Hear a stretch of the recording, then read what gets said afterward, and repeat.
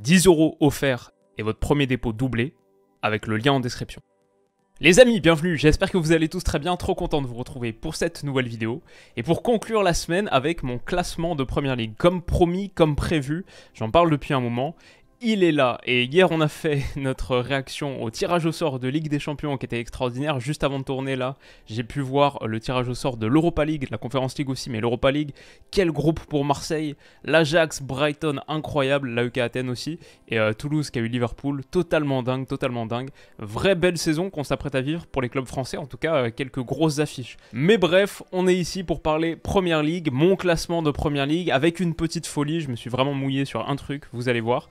Je vais commencer en disant que la Premier League, vraiment incroyablement passionnante cette année, elle est quasiment tout le temps, mais là je pense qu'il y a vraiment la moitié des équipes que je vais vous montrer là qui peuvent rêver de Ligue des Champions, et au moins 8, ça c'est pour sûr, 8 équipes qui seraient déçues de ne pas y être, je pense. C'est vraiment, il y a une énorme bataille pour le top 4. Et du coup, petit disclaimer avant qu'on commence à sortir les équipes du lot, petit disclaimer, c'est que, comme vous le savez, moi je fais ces pronos, la classement en général début de saison, le classement de Premier League et celui de Ligue 1 en général.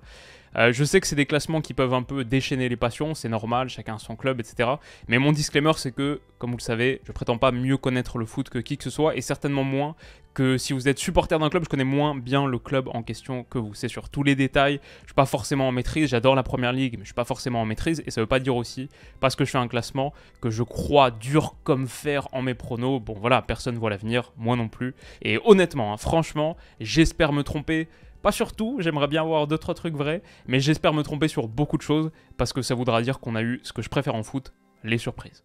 Voilà, ceci étant dit, la petite précaution d'usage classique, on va partir tout de suite, et le classement je l'ai divisé en gros en 4 sections. La première section c'est les relégués, et là je vois Luton, Sheffield United et Everton.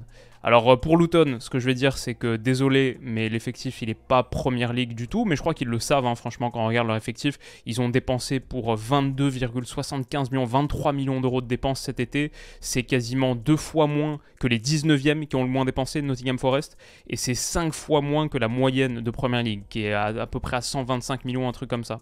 Voilà, je pense que pour eux c'est une saison, Luton, on voit leur effectif, c'est une saison pour découvrir l'APL, prendre un bon chèque, prendre le paiement parachute, redescendre en Championship, mais avec les reins un petit peu plus solides pour devenir un vrai gros morceau de Championship, un club établi de seconde division qui peut régulièrement viser à monter en PL. C'est un peu ça leur manière de grandir, et je pense qu'ils visent pas beaucoup plus que ça. Ils ont fait attention de ne pas faire de trop grosses dépenses, histoire de ne pas se retrouver dans une situation financière périlleuse. Juste le fait de découvrir ce championnat, je pense c'est un peu inespéré et un peu rapide dans leur parcours de progression, donc je pense pas qu'ils m'en voudront de les mettre 20e. Pour Sheffield United, c'est quasiment pareil. Luton, c'est de loin l'effectif le plus faible de Premier League, il n'y a aucun doute là-dessus. Sheffield United, les Blades, pour moi, sans doute le deuxième le plus faible. En perdant Ndiaye, en plus, Iliman Ndiaye et Sanderberg, les deux au mercato estival, c'était assez difficile. Je sais que leur fanbase l'a très mal pris. Après, ils ont fait 2 recrues assez chères. La dernière fois qu'on en a parlé, c'était un joueur à surveiller par club de Premier League. Ils n'avaient pas encore pris Cameron Archer et Gustavo Hammer, 2 joueurs que je connais pas très bien honnêtement, pour 40 millions. Donc ils ont été un petit peu plus ambitieux là-dessus.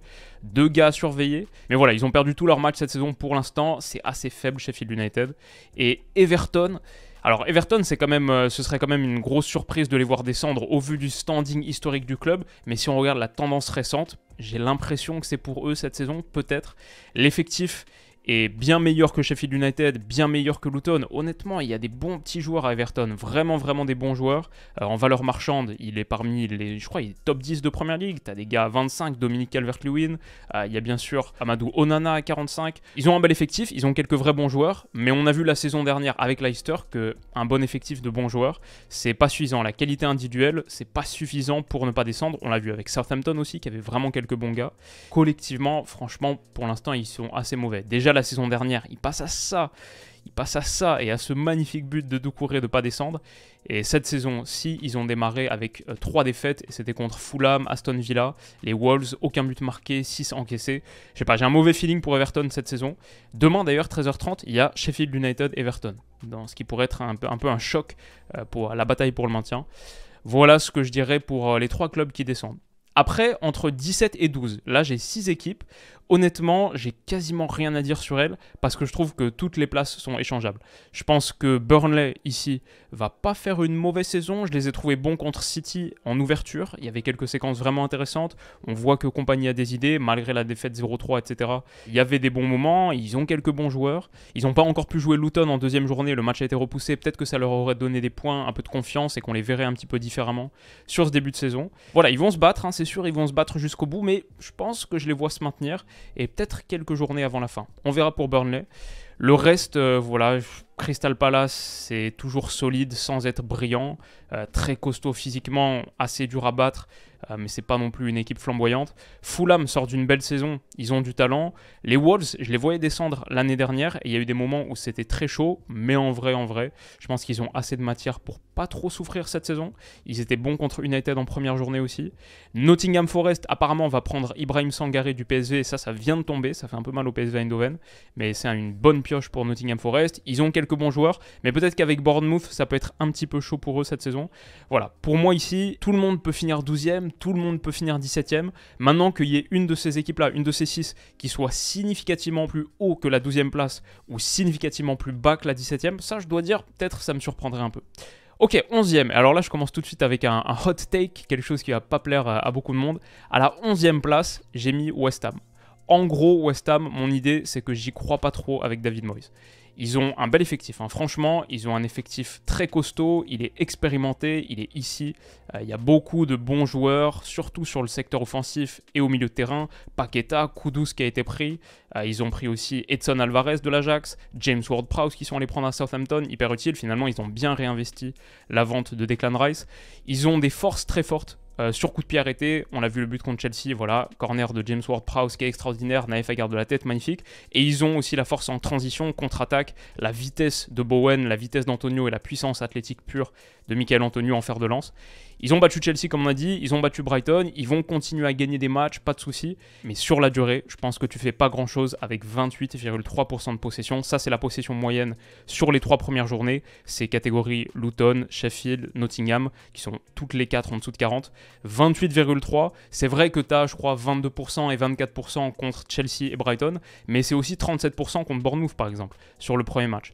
West Ham veut pas avoir le ballon. Et pourquoi pas? En vrai, moi je suis pas un apôtre de la possession. Je pense pas que ce soit la chose la plus importante en foot. Il y a plein de manières de jouer à ce sport. Il y a beaucoup d'équipes qui sont à 60% de possession, on voit chaque saison, et qui jouent mal, qui n'ont pas de résultats.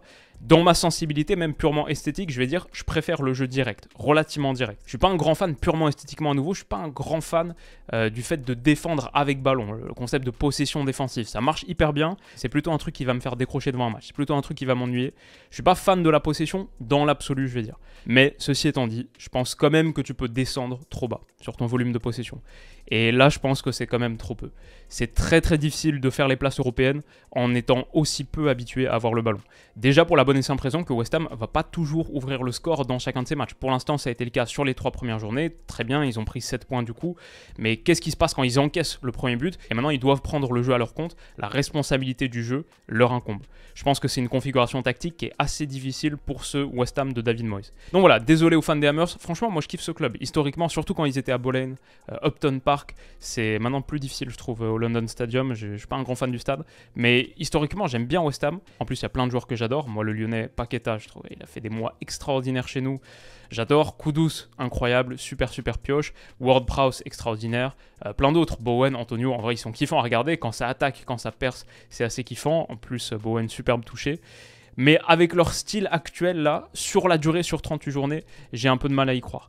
Et je dis vraiment saison entière, donc ça sert à rien de me taguer de partout s'ils battent Luton ce soir. Sur une saison entière, pour moi, West Ham fera pas top 8, même si je vois beaucoup les mettre dans cette conversation. Je pense pas que West Ham fera top 8, et donc je pense même pas qu'ils feront top 10, ou en tout cas, je pense pas qu'ils seront dans la conversation pour les places qui comptent vraiment. On verra, c'est mon prono un petit peu osé négatif là, me tombez pas dessus. Si je devais le comparer à un prono qui pour le coup avait bien marché, c'est celui sur le Tottenham de Mourinho là il y a quelques saisons, qui a fait un début de saison un peu tout feu tout flamme. Moi je voyais les matchs, j'y croyais pas, en vrai ça n'a pas marché. Je vais dire la même chose pour West Ham et on fera le bilan des courses à la fin de saison. Pas avant avril-mai, pas dans 2-3 semaines, pas dans un mois. Avril-mai, on se repenche sur West Ham. Et si j'ai dit des bêtises, je mangerai mes mots, comme diraient les Anglais, et j'en ferai une petite vidéo. Voilà pour West Ham. Ok, 10e place, j'ai mis Aston Villa. Super rebond avec Emery la saison passée, rien à dire. Ils ont un très bel effectif, franchement. Ils ont perdu quasiment personne de majeur. Et pourtant, ils ont fait quelques grosses prises. Je pense qu'ils sont vraiment renforcés. Moussa Diaby, 55 millions. Potores, 33. Ils ont pris Zaniolo et Tillman, ça a bien dépensé. Ça a bien amélioré un effectif qui était déjà costaud. Ils ont claqué Everton 4-0 sur la deuxième journée, il me semble, de Première Ligue. Burnley 3-1. Hibernian sur les barrages de Conference League, 8-0 sur les 2 matchs. Voilà, ils ont du bagage offensif, ils ont des ressources, ils ont des cartouches. Je pense qu'ils peuvent faire une belle saison et faire première partie de tableau. Plus, je sais pas, parce que justement l'Europe pourrait leur coûter de l'énergie cette saison. Je les mets pas plus haut que 10e parce que c'est très costaud en haut de tableau. Mais belle équipe, vraiment Aston Villa, belle équipe. Peut-être un peu moins belle que Brentford. Brentford, s'ils finissent 9e, c'est exactement pareil que l'année dernière. Et l'année dernière, ils font une vraie belle 9e place. Il me semble qu'ils sont à 3 points de la 6e place. Et ils sont 7 points devant le 10e et 14 points devant le 11e. Ils sont net première partie de tableau. Brentford, c'est une vraie équipe de première partie de tableau. Et pour moi, par rapport à la saison dernière, ils ne sont pas affaiblis du tout. Je vais dire au contraire. Ils ont dépensé 65 millions. Ils ont toujours Brian Mbeumo, qui fait une superbe association sur ce début de saison avec Yohan Wissa. Kevin Schade a l'air super intéressant. Il a marqué un top but l'autre jour. Ça pourrait être sa saison après des premiers pas un petit peu plus compliqués. Voilà, Brentford, on connaît. C'est une équipe qui est bien dirigée, qui est bien coachée par Thomas Frank, qui est encore invaincu cette saison. Ils sont 9e, voilà, 5 points en 3 journées. Et je pense vraiment que c'est cette équipe première partie de tableau qui n'a pas réussi donc à prendre Yohan Bakayoko. Ils en étaient pas loin. Je suis content qu'il reste au PSV. PSV a une très belle équipe. Mais il pourrait retenter le coup en janvier si le PSV est éliminé des phases de groupe de Ligue des Champions. Parce que Bakayoko veut rester pour jouer à la Ligue des Champions. Mais j'ai vu qu'il pourrait revenir à la charge en janvier. Donc peut-être, voilà, typiquement, c'est une équipe qui pourrait se renforcer encore davantage au mercato hivernal et continuer à challenger. Brentford, très bon club, très costaud. Ils n'ont pas l'Europe. Donc ils ont un effectif, je pense, taillé pour faire encore une belle saison cette année. Donc voilà, ça c'est pour les 12 premières équipes. Les gars, le top 8. Le top 8 de Première Ligue 2023-2024. Folie pure, extraordinaire, la densité de qualité qu'il y a dans ce top 8, à quel point c'est serré. Pour moi, il y a plein de positions, ça se joue dans un mouchoir de poche. Il y a une équipe, je la mets 8, je pourrais la mettre 4, une équipe, je la mets 7, je pourrais la mettre 3, et ainsi de suite. Honnêtement, c'est très tendu. Donc, l'équipe que j'ai choisie à la 8e place, qui sera forcément déçue, c'est Brighton. Et pourtant, vous le savez, je crois beaucoup en Brighton. Super club, très bien géré, mais aussi à court terme, là, super équipe. Ça joue super bien, c'est hyper bien coaché avec De Zerbi. Mitoma, il a commencé la saison en feu. Il y a Evan Ferguson, je pense que le monde va se mettre à découvrir, 18 ans. Brighton le voit comme étant le joueur qu'ils vont vendre le plus cher de leur histoire, même devant Moises Caicedo, parce que c'est un buteur, parce qu'il est si jeune, et parce qu'il est très talentueux. Et quand on parle de vente de Caicedo, cet été, ils se sont séparés, c'est vrai, de Caicedo, de McAllister, de Robert Sanchez, ils ont fait quelques grosses ventes, 188 millions de ventes juste sur cet été pour Brighton. Mais ils ont réinvesti pas mal, ils ont réinvesti 100 millions d'euros à peu près, ils ont pris quelques gars que je kiffe bien, Carlos Baleba notamment, Bart Verbruggen dans les buts. Et bien sûr, Ansu Fati, ça on le sait depuis hier, Ansu Fati à Brighton, c'est un prêt simple, il n'y a pas d'option d'achat, c'est pour faire face à la perte sur blessure de Julio Enciso qui s'est déchiré le ménisque, qui sera absent en 3-4 mois, ça c'est vraiment dommage, parce que c'est un gars que je surveillais, c'était pas mon joueur à suivre de Brighton cette saison, je crois que j'ai dit Buonanotte pour les quelques minutes qu'il aura à surveiller, parce qu'on le connaît moins qu'Enciso, qui a fini assez fort le Paraguayen la saison dernière. Mais voilà, il y a du talent de partout, avec Fati, j'ai hâte de voir comment il sera inséré, pour l'instant je me dis ouais mais il y a Mitoma, c'est ça sa position naturelle. Mais il a eu cet appel avec De Zerbi. Si De Zerbi lui a concocté un plan pour l'utiliser et exploiter ses qualités, on va clairement lui faire confiance. Et je les trouve pas moins bons que l'an dernier, même en ayant vendu pour 200. Mais cette fois, peut-être que la compétition est encore un petit peu plus intense en haut. Et aussi, ils vont jouer l'Europa dans le magnifique groupe qu'on a montré tout à l'heure avec l'Ajax, avec Marseille, avec l'AEK Athènes. Ils vont finir au moins 3e de ce groupe, je pense. Donc, même s'ils ne se qualifient pas pour les prochains tours d'Europa League, ils peuvent, hein, mais même s'ils ne se qualifient pas pour les prochains tours, il y a la Conference League derrière. Ça va faire beaucoup de matchs. Ça va faire beaucoup de matchs pour Brighton. Ça va coûter de l'énergie pour un club qui n'est pas habitué à jouer l'Europe. Donc, c'est peut-être la raison pour laquelle je les mets 8e. Mais si demain Brighton fait 5e, je ne suis pas surpris. S'ils font top 4, c'est un peu surprenant quand même. Je veux dire, par rapport à la taille du club là sur les dernières années, c'est incroyable. Par rapport à la nature des performances et la qualité du football qu'ils proposent, en vrai, ce serait pas si fou que ça. Mais voilà, Brighton, je vais dire entre la 8e et la 4e place. Et comme il faut choisir un 8e, je les ai mis eux, mais je pourrais mettre plein de monde et mon classement il pourrait changer si je le refaisais demain, je pense, sur les 2-3 prochaines positions qui arrivent. Parce qu'à la 7e place, j'ai mis Newcastle. Eux aussi, ils seront très déçus. Passer de 4 saison dernière à 7, forcément, c'est dur. Pour moi, ils ont peut-être pas assez recruté derrière. Livramento, c'est vrai, latéral droit, Luis Hall, latéral gauche, mais sur la défense centrale, quand on voit là, avec la blessure de Botman, qui a un petit truc à la cheville, qui va rater les prochaines semaines de compétition, que tu passes sur l'idée de recycler Dan Burn, mais du coup quoi, c'est Matt Target, latéral gauche, alors qu'il n'a pas joué beaucoup de minutes sur les dernières saisons, sur la dernière saison, tu mets Luis Hall, que tu viens de prendre, qui a 18 ans, on voit déjà que ça peut être un petit peu difficile s'il y a des blessures sur des postes clés, ce qui était déjà le truc la saison dernière. Ils ont un peu échappé à ça. Maintenant, sinon, ils ont fait quand même 2 beaux renforts avec Tonali. Ça change vraiment la dimension de leur milieu de terrain. Tonali, Bruno Guimaraes, Joelinton. Et derrière, tu peux avoir Willock, Longstaff qui revient. C'est pas mal. Harvey Barnes, très cool sur l'aile. Il manque peut-être une pointe. Genre, si Isaac se blesse, tu retombes tout de suite sur Callum Wilson, qui a beaucoup planté la saison dernière. C'est un bon joueur de Première Ligue. 18 buts, il me semble, en 2022-2023. Mais lui aussi, il est très fragile. Il se blesse beaucoup. Il pourrait y avoir une petite situation compliquée autour de ça pour Newcastle. Et Almiron, par exemple, que j'aime bien sur le papier, qui a plutôt bien commencé le début de saison, c'était très instable pour lui les performances saison dernière. Il y avait eu des moments assez compliqués. Tout n'est pas parfait à Newcastle et pourtant je les aime beaucoup. Vous savez, j'ai fait une vidéo entière sur eux en début d'été pour noter leur saison 2022-2023, pour se projeter sur l'actuel, ce qu'ils devaient faire au mercato, etc. Je kiffe Newcastle. Je pense que long terme, ça va très bien marcher pour eux. Je pense que Eddie Howe, top coach. Et honnêtement, je les mets 7 un peu parce qu'il faut mettre quelqu'un 7. S'ils font 4, je suis pas du tout surpris. S'ils font quart de finale de Ligue des Champions, je suis pas forcément surpris non plus. Leur plafond est élevé. Le plafond de Newcastle, on le sait, il est très élevé. Mais peut-être que ce sera une année un peu de transition, entre guillemets, d'adaptation à leur nouveau statut, leur nouvelle hauteur. Retrouver la Ligue des Champions 21 ans après, etc. Ça va peut-être demander quelque chose en plus. Et peut-être que ça pourrait coûter des points et des ressources en Première Ligue. Peut-être, mais vraiment sans conviction, parce que c'est trop difficile de placer les clubs sur ce niveau-là. Pareil pour la 6ème place où j'ai mis United. C'est difficile de se projeter avec United parce que l'équipe type, on l'a pas encore vue. Parce qu'on n'a pas encore vu Højlund. Et ça change beaucoup de choses. Je pense que tactiquement, ça change énormément de choses pour United d'avoir vraiment la pointe. Non seulement tu as une solution supplémentaire pour Onana sur le jeu long, ce qui permet de résister à la pression et à des configurations de match difficiles pour United, mais en plus, ça te permet de mettre Rashford à gauche, où on a vu week-end dernier contre Forest, il est bien mieux à gauche qu'en pointe. Si tu le mets actuellement à gauche, il faut mettre Martial, donc ça fait tout ce calcul difficile. Donc voilà, je pense qu'avec l'arrivée de Højlund, mais on n'a pas encore vu une seule minute de lui sous le maillot d'United, ça pourrait changer des choses, mais c'est tellement l'interrogation que voilà, United pour moi c'est un peu le question mark. Dans l'ensemble, je prends beaucoup de plaisir devant leur match, c'est direct, c'est un peu foufou, c'est bien 0-0, je pense que leur plan A marche très bien, un peu comme West Ham dans une moindre mesure, ils n'ont pas vraiment de plan B et ça peut leur coûter, on en parlait dans une analyse, l'analyse de leur match contre Tottenham, dans un récap du week-end il y a une dizaine de jours, 2 semaines à peu près. L'arrivée d'Amrabat, c'est pas mal au milieu de terrain, ça permet de densifier une zone où il manque un petit peu des jambes avec Casemiro là, qui aussi a pris une année en plus, et peut-être défensivement, j'ai une petite inquiétude sur United. Le secteur défensif, la dernière ligne là, avec en plus la blessure de Shaw, et peut-être qu'en Ligue des Champions aussi c'est une équipe qui va laisser des forces. Je trouve l'effectif un peu léger en profondeur justement. Je pense que quand c'est l'heure de jeu et qu'il faut commencer à faire des changements à United, c'est un peu compliqué. Mount aussi, j'ai une petite question. Donc je pense United, dans ma tête, ils allaient se faire racheter avant le début de l'été, ils allaient faire un top mercato, et finalement tu ressors là au 1er septembre. Le mercato est correct, mais peut-être pas suffisant pour passer totalement une vitesse supplémentaire. Il y a encore beaucoup de questions autour du club, autour de cette équipe, et pas mal de zones de l'effectif où une blessure, ce serait un peu la catastrophe. Donc c'est ce que je dirais pour United, que j'ai mis 6ème.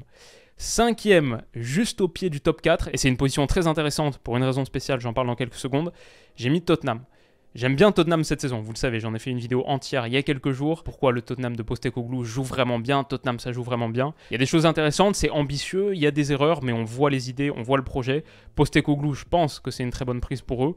Et dans l'ensemble, ils se sont bien renforcés sur ce mercato, franchement, il n'y a rien à dire. Ils ont pris 2 joueurs, même en ayant perdu Kane, ils ont pris 2 joueurs qui pour moi sont élites. C'est Maddison et c'est la vraie arrivée d'Udogie, qui si je ne me trompe pas avait déjà été pris l'été dernier, mais reprêté dans la foulée à Udine, du côté de l'Udinese.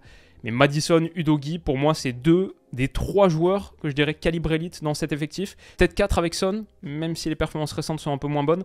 Mais celui que je mettrais en plus, c'est Bissouma. Udogie, Bissouma, Maddison, les 3 qui font un super début de saison. Ouais, ça commence à faire une belle colonne vertébrale. Il y a vraiment quelques belles pièces à Tottenham. Ils se sont renforcés. Ils jouent pas l'Europe cette saison aussi. Ça peut être un vrai point fort. J'ai quasiment que des bonnes choses à dire sur Tottenham. Mais le gros point négatif, bah c'est ça. C'est Richarlison en 9, surtout. C'est la seule pointe de tout l'effectif. Voilà, Vélis, il n'est pas encore prêt, 19 ans, il vient d'arriver. Allegro Vélis, c'est un pour le futur. Richarlison, le seul neuf de l'effectif à l'heure où je m'enregistre, l'année où tu perds Harry Kane, l'année où tu perds le meilleur buteur de l'histoire de ton club, un des plus grands numéro 9 de l'histoire de la Première Ligue ère moderne, l'année où tu le perds, il n'y a personne derrière à part Richarlison et on voit déjà que ça peut être problématique. Ça va coûter des points cette saison, c'est sûr si ça en reste là. Et même Hugh Minson, il est un peu en train d'amorcer son déclin. C'est moins fort qu'il y a quelques saisons. Mais dans l'ensemble, j'aime beaucoup l'équipe, comme j'ai dit. Là, on ne le voit pas encore, mais ils ont pris Brennan Johnson de Forest il y a quelques heures pour genre quasiment 50 millions d'euros. Il y a tous les joueurs dont j'ai parlé. Je pense que 5e pour ce Tottenham, qui était 8e la saison dernière, on le rappelle, avec un nouveau coach qui arrive, qui a des principes très marqués, qui normalement prennent du temps à être appris, c'est pas mal. C'est plutôt une bonne saison pour Tottenham. Et en plus, tout ça en pratiquant un jeu attractif qui plaît aux supporters. Ça fait vraiment un beau cocktail. C'est une saison réussie. Et la cerise sur le gâteau, c'est qu'il y a de bonnes chances que cette place-là, la 5e place de Première Ligue, il y a de bonnes chances qu'elle soit qualificative pour la Ligue des Champions la saison prochaine. Souvenez-vous, changement de formule LDC en 2024-2025, on passe sur un truc totalement différent. 36 équipes qualifiées au lieu de 32 actuellement. Et sur ces 4 nouvelles places, la Première Ligue va peut-être prendre une place en plus si sur la saison qui arrive, là, 2023-2024, si elle est un des 2 championnats qui marque le plus de points à l'indice UEFA. En gros, si les clubs anglais performent bien cette saison en Europe, et historiquement là sur les dernières saisons ça se passe très très bien pour eux comme on le sait, s'ils performent bien, sans doute que la 5e place de Première Ligue sera qualificative pour la Ligue des Champions.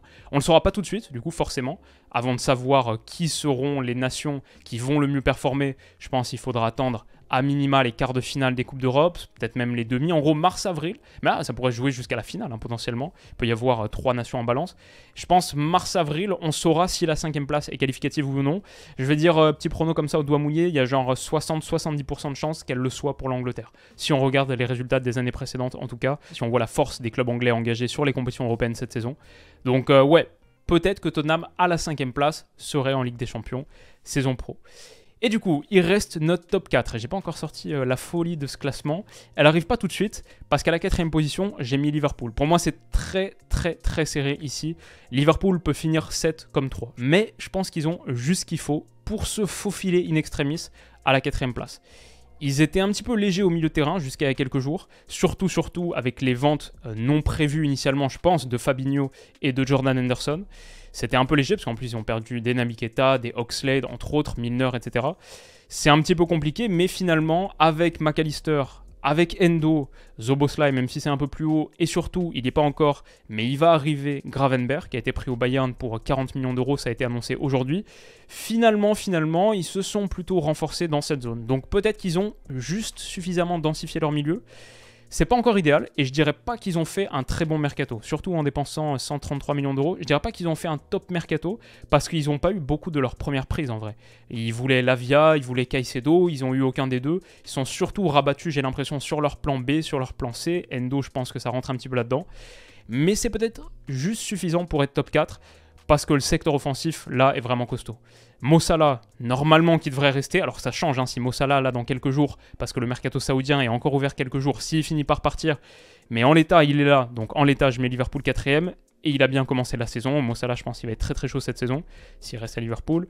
Ils ont Luis Diaz qui revient, c'est quasiment une recrue pour eux, après sa longue blessure la saison précédente, et il a attaqué pied au plancher très fort. Ils ont Jota, ils ont Gakpo, ils ont Darwin Núñez, qui je pense, c'est mon prono depuis longtemps, je pense qu'il va faire une très très bonne 2e saison. Donc on verra pour Liverpool, mais le secteur défensif me semble ok, c'est juste pour la défense que je m'inquiète. Franchement, si ça en reste ainsi, défensivement, je m'inquiète un peu dans toutes les zones. Je m'inquiète pour le latéral droit, il n'y a vraiment que Alexander-Arnold en tant que pur latéral droit. Peut-être que tu vas faire jouer un milieu de terrain dans cette zone, je ne sais pas exactement ce qui va être improvisé. Peut-être que c'est plus du 3-2-5 avec Alexander-Arnold au milieu de terrain, mais on a vu à quel point ça coûtait des espaces contre Newcastle, ça pouvait être dangereux. Je ne suis pas hyper confiant pour Liverpool et pour ce secteur défensif qui est assez fébrile, et de plus en plus, ils ne sont pas assez renforcés derrière, en tout cas à l'heure où je m'enregistre, 16h17 le 1er septembre, mais ils ont peut-être juste assez de puissance de feu offensive pour faire top 4. À la 3e position, et là vous allez commencer à deviner un petit peu le truc, à la 3e position, j'ai mis Arsenal. Arsenal, est-ce que c'est bien 3e ou pas? Je vais dire ouais, c'est bien. C'est bien pour eux, ils devraient être contents d'être 3e. Je les sens pas vraiment capables de challenger pour le titre cette saison. Désolé Stan si tu regardes ça. Je crois que ça va être un petit peu différent de la saison précédente. Je trouve que le mercato était bon, mais il n'a pas été exceptionnel non plus. Surtout avec la perte de Timber sur blessure, c'est du coup un peu un coup dans l'eau, c'est malheureux, tu peux rien, mais c'est dommage. Dans l'ensemble, 234 millions d'achats, je pense que c'est le deuxième bilan le plus élevé, peut-être le troisième. Et ils ont mis la main à la poche. Clairement, ils n'ont pas hésité à dépenser 116 sur Declan Rice, 75 sur Kai Havertz. Ils ont signé quelques très très gros chèques. Mais tu vois, Declan Rice, c'est bien. Kai Havertz, on va voir ce que ça donne. En début de mercato, je me souviens que pour Arsenal, je disais, ok, là maintenant, il faut peut-être passer la vitesse supérieure. Peut-être, après, voilà, je ne dis pas que je connais ça mieux que n'importe qui, mais c'était peut-être le moment pour prendre vraiment un gars, tu sais, qui te fait passer un niveau de qualité, mais clair et net. Et moi, je disais peut-être un numéro 9.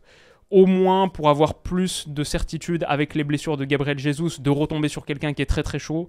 Nketiah fait pas le pire début de saison. Je me dis qu'en Ligue des Champions, ça peut ne pas être assez. Je suis prêt à être convaincu encore par Nketiah. Je comprends qu'on veuille continuer à tenter. Mais voilà, moi j'appelais pour prendre un vrai gros neuf. Quand tu mets 116 sur Declan Rice, peut-être tu pouvais mettre 100 sur une vraie pointure en attaque. Je comprends que c'est pas vraiment l'idée, mais du coup je trouve pas qu'un gars a été pris qui te permette de franchir tout de suite un gap de qualité et te dire ok, là j'arrive, prétendant au titre. Il n'y a même pas de question, prétendant au titre. Au même titre que Man City, prétendant au titre. Ou j'arrive, ok, cette année, objectif, dernier carré de Ligue des Champions, sans l'ombre d'un doute. Dernier carré, finale de Ligue des Champions, ça doit quasiment être notre position, même si ça fait longtemps qu'on l'a pas joué. Je vois pas vraiment ça dans l'effectif d'Arsenal. Ça reste un club qui travaille hyper bien, je suis toujours aussi optimiste pour leur avenir. Arteta super coach, le projet progresse. Peut-être c'est bien finalement de prendre plutôt ces gars-là, et encore un peu jeunes, plutôt que de partir tout de suite sur l'idée de performer là maintenant cette saison. Ils ont raison peut-être de pas sacrifier leur futur, mais du coup à court terme, je vois pas un effectif qui va challenger pour le titre cette saison. Je pense pas qu'ils vont nous offrir cette bataille, cette course comme la saison dernière. Et en plus avec la Ligue des Champions qui va coûter des forces. Voilà, je me dis qu'ils seront peut-être un petit peu moins performants en PL. Mais quand même, top 4 et 3ème position. Enchaîner un top 4 pour Arsenal, ce serait je pense une très belle saison. S'ils font 3ème de Première Ligue et qui vont se rapprocher d'un dernier carré de Ligue des Champions, ce serait quand même une belle saison je pense pour les Gunners. Un pas de plus dans leur progression. Ok, du coup c'est le moment un peu controversé. J'ai mis 2ème Manchester City. Non, je rigole. Non, 2ème, j'ai quand même mis Chelsea, mais bon, ça c'est un peu spécial. Chelsea 2ème, un an après avoir fini 12ème. Ce serait un peu un truc de malade. En plus, tout le monde déteste Chelsea, personne n'a envie de les voir là. Je me mets pas dans ce groupe, mais je veux dire, c'est un peu ce que je sens là, de partout autour de moi. Et perso, Chelsea, moi j'aime bien l'effectif en vrai. Peut-être que je suis un sucker et que je suis en train de mordre à l'escroquerie de Todd Boehly. Mais moi j'aime bien l'effectif, je le trouve très fourni, avec quand même une ossature qui est en train de se dégager. Sterling il fait ce super début de saison. On cherchait des leaders pour encadrer un petit peu cette jeunesse, peut-être qu'il peut en être un. Il y a une belle colonne vertébrale avec Colwill que je trouve excellent sur ce début de saison, qui a un super pied. On n'est pas surpris, on savait que c'était très bon, mais vraiment là il le montre au niveau de Chelsea, avec la pression de Chelsea, c'est quand même différent de Brighton. Enzo Fernandez, super niveau lui aussi. Nico Jackson, j'en ai fait une vidéo entière il y a quelques jours, analyse détaillée. Ça me plaît bien pour l'instant de ce que je vois un potentiel intéressant. Donc il y a cette colonne vertébrale pas mal, et puis après, voilà, ils ont recruté au milieu de terrain, il y a Caicedo, il y a Lavia pour entourer Enzo Fernandez. On va voir si ça marche, ils ont pris Palmer aussi, enfin ils ont tellement recruté. Encore une fois cet été, 465 millions d'achats, incroyable. Bon, 260 millions de ventes, mais c'est plus facile quand t'as acheté pour quasiment 1 milliard, je crois, depuis le début de l'ère Todd Boehly. Mais voilà, du coup, tous les postes sont doublés, voire plus. Reece James, captain, qui se blesse, ok, c'est pas si grave parce que Malo Gusto il arrive et il a fait 2 matchs assez intéressants, j'ai trouvé pour l'instant. Chilwell, c'est très bien. Derrière, t'as Ian Madsen, c'est pas mal non plus. Et t'as encore des gars qui peuvent percer, t'as encore des gars en réserve. T'as Mudryk, t'as Madueke, t'as Chukwuemeka quand il reviendra de sa blessure, malheureusement. T'as Nkunku qui va revenir aussi, là ça dit 1er novembre, dans quelques mois. Franchement, Chelsea, j'ai vu les 3 matchs pour l'instant et j'aime bien ce que je vois. J'aime bien le coach. Je pense que Poch, ça va marcher pour lui. Je pense que c'est un super gars pour encadrer la jeunesse comme il l'a fait à Tottenham en révélant / développant les Harry Kane, Dele Alli. Je pense que ça convient bien à son style. Plus largement, je dirais, j'aime bien la dynamique mentale qu'il y a autour de Chelsea en ce moment. Je pense qu'il y a beaucoup de désir de la part de tout le monde dans le club. De 1, ceux qui ont vécu l'humiliation de la saison dernière. Never again. On ne revit plus une saison comme ça. Deuxième truc, tous ceux qui sont là désormais, ils sont vraiment là, ils font vraiment partie du projet. C'est différent que quand l'effectif était encore en lourde recomposition, qu'il y avait des gars du précédent entraîneur, etc. Là, tous les gars qui sont là, ils font partie du projet. Et ils ont une opportunité fantastique. Franchement, je vois tellement de petits gars là, les Colwill, les Madsen, et je pourrais en citer 5 ou 6 autres. Si je me mets à leur place, ils arrivent un petit peu sortis de nulle part avec un nom qui n'est pas encore très connu. Là, ils ont une saison où ils peuvent devenir titulaires à Chelsea ou joueurs majeurs de Chelsea et tout de suite devenir une des stars de Première Ligue. Je dis pas 5-6 visages de l'APL, Haaland, Salah, Kevin De Bruyne, etc. Mais devenir un vrai gros nom de Première Ligue en partant de pas grand-chose. Donc voilà, ça c'est une opportunité que je trouve incroyable, qui va tellement nourrir l'envie, la motivation.